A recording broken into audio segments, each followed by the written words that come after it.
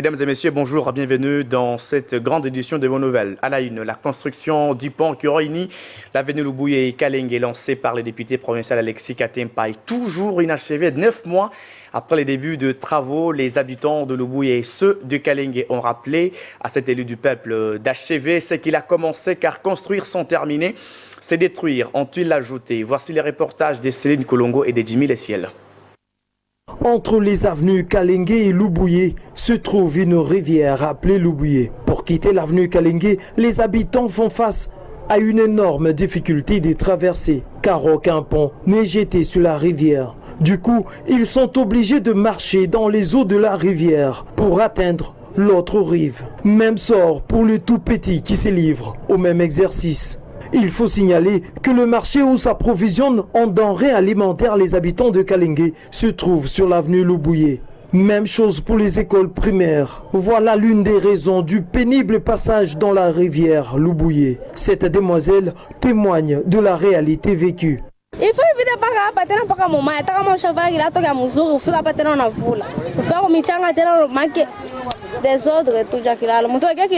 un pont en construction sous l'initiative personnelle d'un député reste inachevé. Pourtant, les habitants comptaient sur ce pont pour en finir avec les difficultés de passage. Le chef d'avenue Lubuye a lancé un cri de détresse pour que l'on achève ce pont. Faute de quoi, le danger deviendrait plus grand durant la saison de pluie qui s'annonce. Pour le moment,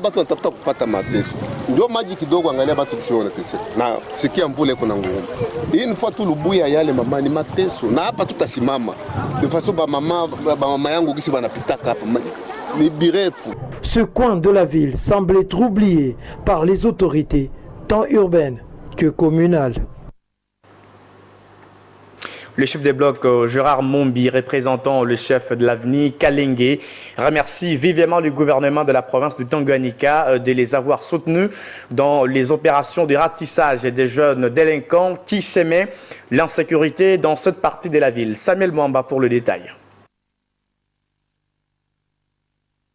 Kalenge, une avenue qui fut longtemps en servitude du banditisme urbain, retrouve son climat de paix.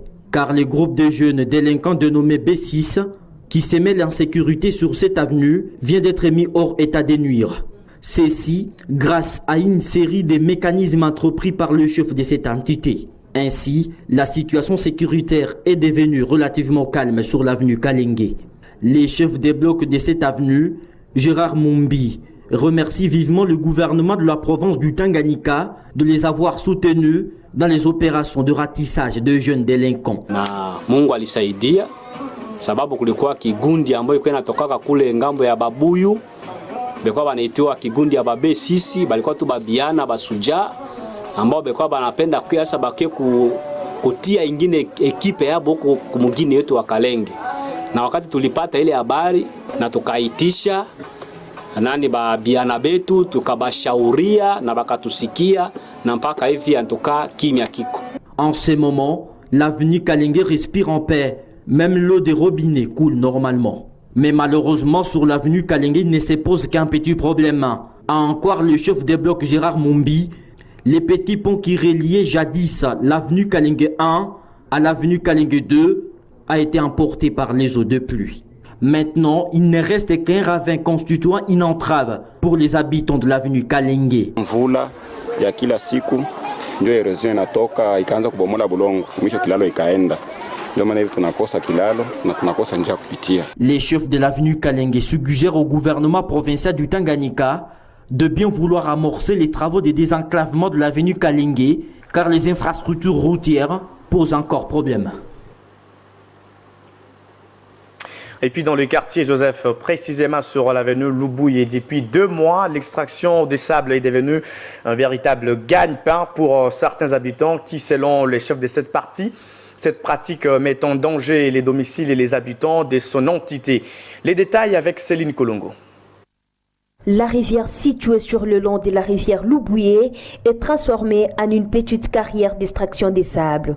Une activité qui attire davantage de nouveaux exploitants artisanaux, mais aussi plusieurs acheteurs. Cette activité Et pour bon nombre d'exploitants génératrices de recettes qui facilitent la prise en charge de besoins primaires de leur foyer, bien souvent ils travaillent en équipe, comme on peut le voir ici, où plusieurs tas de sable sont étalés par différents groupes dans l'attente des potentiels clients. Si cette activité continue, c'est en partie grâce au silence des autorités. Pourtant, ces derniers prétendent avoir interdit cette pratique d'extraction des sables. Le chef d'Avni dénonce l'existence de cette extraction des sables et craint les conséquences qui en dérouleraient durant la saison de pluie.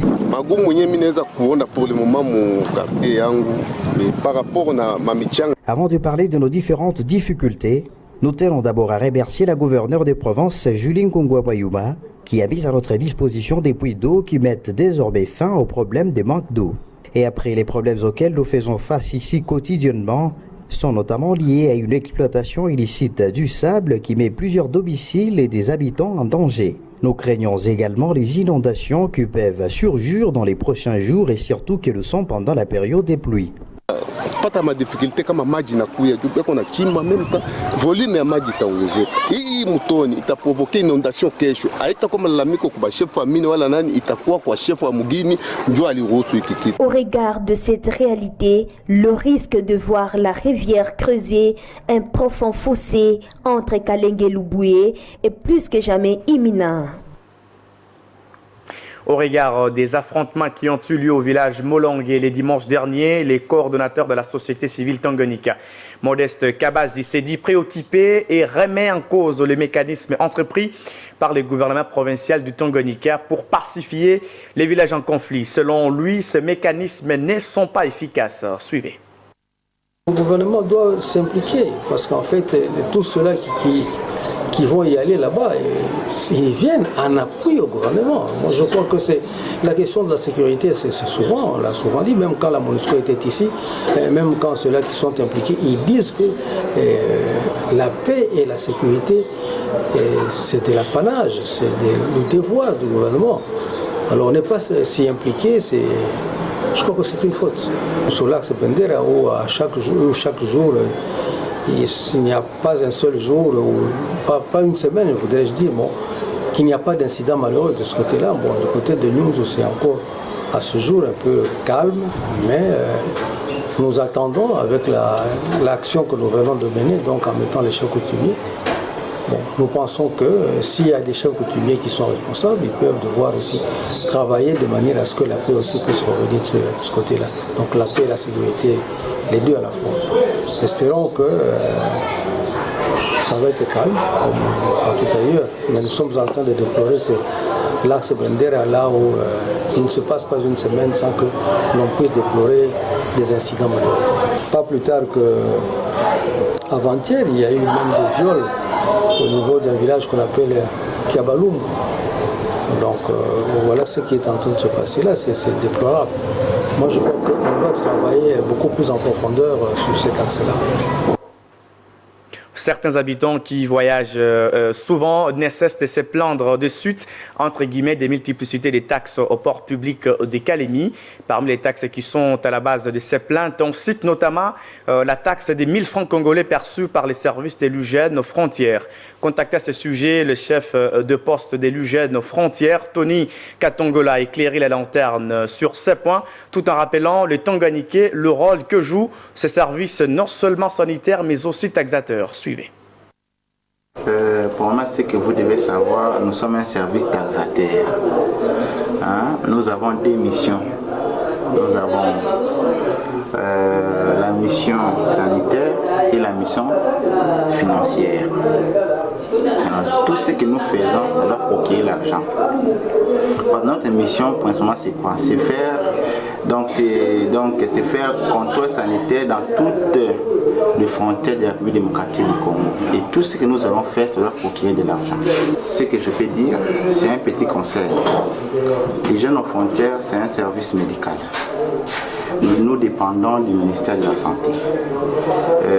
Nous sommes les points focaux des RCI, règlement sanitaire international. Alors tout ce que nous faisons, c'est international.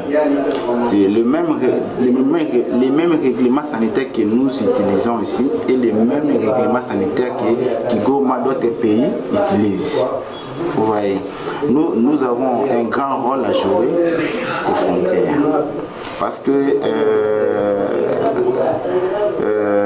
lorsqu'on fait face contre la propagation d'une maladie, donc c'est pour l'intérêt de la population de la RDC.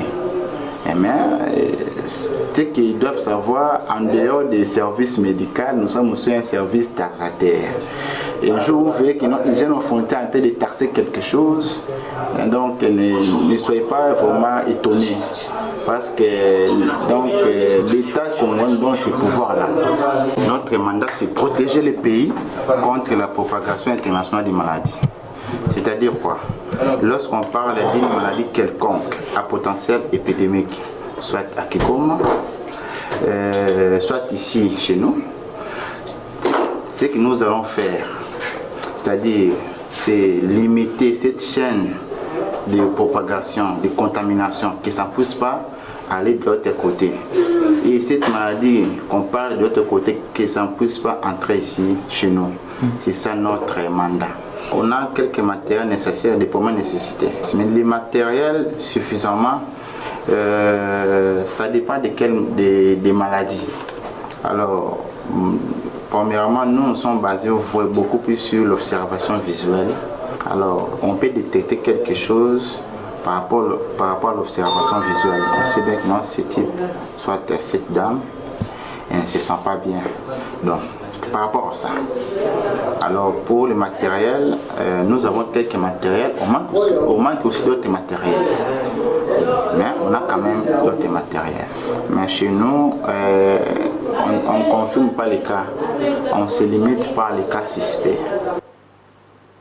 Et puis sport à présent dans ce journal, l'AS Étoile Jaune Club Cherali Binomar Isimukinje a organisé son assemblée générale ordinaire en prélude de la saison sportive 2023-2024. Plusieurs invités de marque ont pris part à ces assises, notamment le secrétaire, le président de l'entente urbaine de football des Calémies et le chef des services de sport urbain. Pour ne citer que cela, selon le secrétaire de cette équipe, les budgets du club jaune et noir est élevé pour cette saison à $40 000. Retenons l'essentiel de la saison 2022-2023 de l'AS Étoile Jaune dans cet extrait. Et rien ne peut marcher sans la finance, car la vie de l'homme, c'est l'argent, la phase centrale de toutes choses. C'est pourquoi, au jour d'aujourd'hui, l'AS Étoile Jaune vous présente sa situation financière regroupant le début de la saison jusqu'à la fin comme suite. 1. Frais d'affiliation, $50.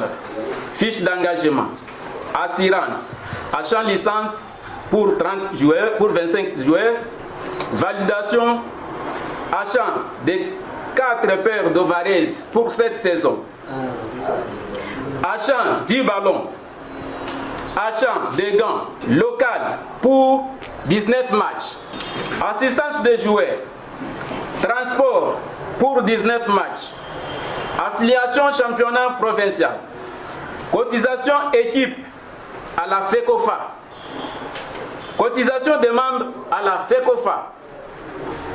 L'équipe a réalisé une dépense pour cette saison de $17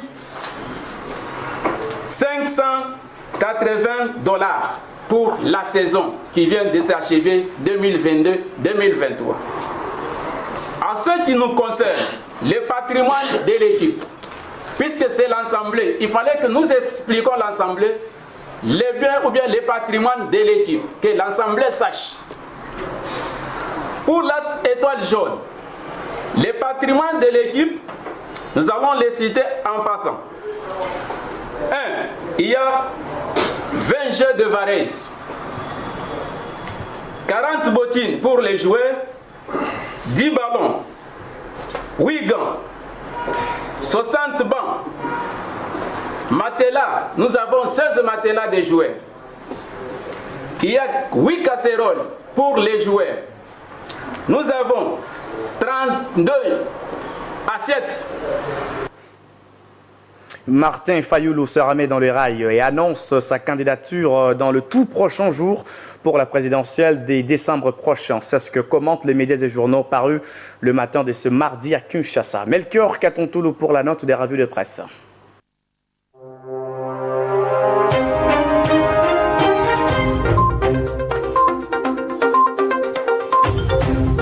Le message du président du parti politique SCD, Martin Fayoulou, à la nation, balancé sur la toile, fait la une de la majorité des journaux parus ce mardi 26 septembre à Kinshasa. Mesdames et messieurs, bienvenue à l'écoute de la revue de presse.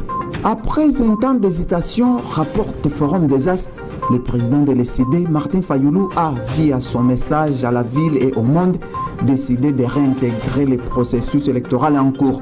En clair, explique ses quotidiens, il va être candidat à la présidentielle du 20 décembre prochain et déposera par conséquent son dossier de candidature à la Commission électorale nationale indépendante dans les jours à venir. Des sources proches de Martin Fayoulou citées par ce tabloïd situent même le dépôt de son dossier à la CENI le 7 ou le 8 octobre prochain. Dans son message à la nation, note ses portails, le leader de l'SCD a été motivé, voire rassuré par les églises catholiques et protestantes ayant apporté aux yeux de Martin Fayoulou de nouveaux éléments en termes de transparence, à savoir l'observation des élections, la transparence, la présence des observateurs dans tous les centres de vote, une CENI qui publiera les résultats bureau par bureau. En fait, tout ce dont il avait besoin pour faire triompher la vérité des urnes. Ce journal précise que Martin Fayoulou n'avait pas boycotté les élections, mais exigeait des garanties de transparence du processus électoral en cours. Cependant, signale Forum des As, Martin Fayoulou livrera en solo cette bataille, sa tergiversation ayant fait louper à ses collaborateurs et autres cadres du parti l'opportunité de postuler pour les élections législatives nationales, provinciales et municipales. Sur le même sujet, la prospérité estime que Martin fait la volte-face à 2 pas des élections à venir. Selon ce quotidien, Martin Fayoulou s'appuie désormais sur l'engagement de la CENI à publier les résultats des élections bureau de vote par bureau de vote. Si les observateurs nationaux et internationaux sont mis à contribution, tout ceci permettrait de garantir la transparence et la traçabilité des résultats, estime le président de l'SCD qui, au passage, met en garde toute tentative de tricherie endémique ainsi que toutes les manœuvres de faire ombrage à l'éclatement de cette nouvelle vérité des urnes. Même s'il ne l'a pas dit formellement, ce journal scrutant le petit bémol placé dans le discours aux accents nuancés, modérés ou pondérés, note que Martin Fayoulou est à 2 doigts de sortir sa tête au marquoir des candidats qui rivaliseront d'ardeur avec l'actuel président Félix Tshisekedi lors des prochaines joutes électorales. S'agit-il là d'une volte-face ou simplement d'un nouveau départ? S'interroge la prospérité qui est d'avis que l'opposant a curieusement maintenu tous les suspens. Appelant au déploiement d'une nouvelle mission de maintien de la paix en RDC, précise l'avenir, Martin Fayoulou, selon ce quotidien, la motivation du président de l'SCD fait suite aux fusillades lors des récents événements à Goma consécutifs à l'appel de Ouazalendo à manifester pour réclamer le départ de la MONUSCO après environ 2 décennies de présence au Congo. Dans les colonnes de ce portail, Martin Fayoulou exprime son indignation face à ces violences tout en fustigeant pas seulement les groupes armés et les agresseurs rwandais, mais accusant également les militaires de la garde républicaine congolaise. Ce journal indique que ce candidat malheureux à la présidentielle de 2018 a également appelé au retrait des éléments de l'East Africa Community du sol congolais, affirmant que certains de ses membres contribuent à la déstabilisation de la RDC. L'avenir rappelle que la demande de retrait de la MONUSCO par le gouvernement congolais, que certains considèrent comme anticipée, suscite des interrogations quant à la manière dont la communauté internationale réagira à cette situation complexe, hérissant la souveraineté nationale dans un contexte politique tendu. Mesdames et messieurs, c'est tout pour ce journal des journaux. Voilà, mesdames et messieurs, c'est par là que nous mettons un point à ce journal. Merci de l'avoir suivi. Merci à la réalisation de Daniel Nakishuka. Quant à vous, restez branchés, connectés pour la poursuite de votre programme. Merci.